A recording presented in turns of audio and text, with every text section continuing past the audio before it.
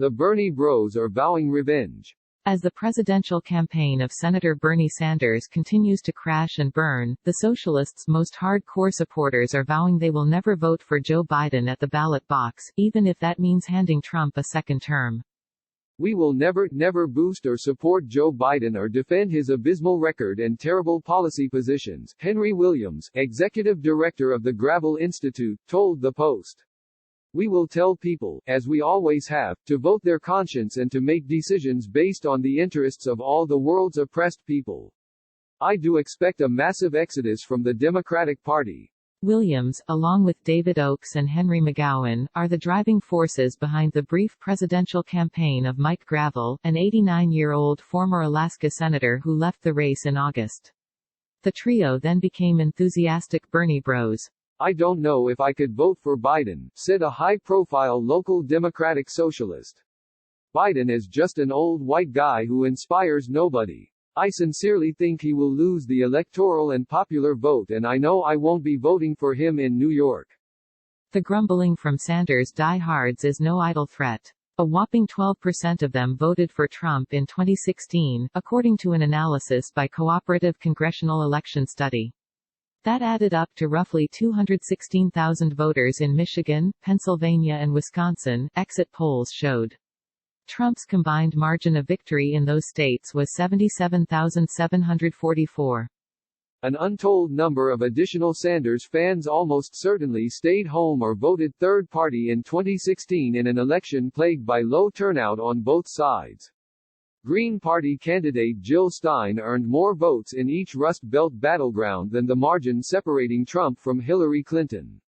One of those Jill Stein voters was Breonna Joy Gray, Sanders' current campaign spokesperson.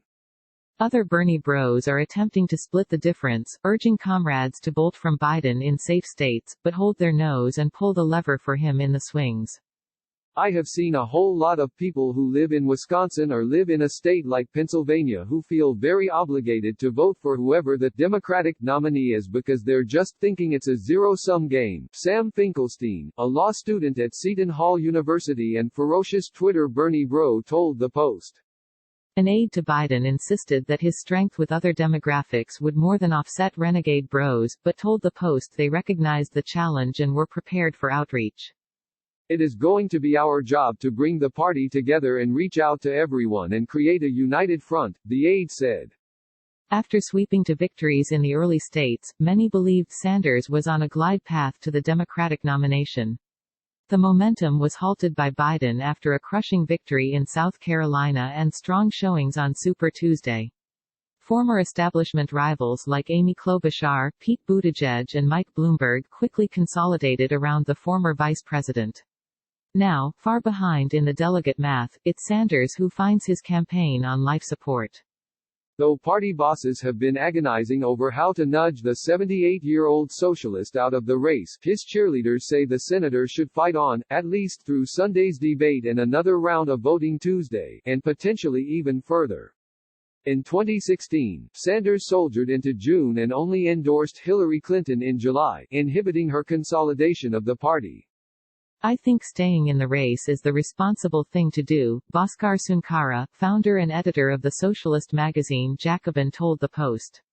He needs to challenge Biden on certain aspects of his rhetoric. He needs to accumulate clout and delegates to shape the Democratic platform and pressure the Biden campaign into adopting a more popular economic platform. Sunkara says he too has no plans to vote for Biden.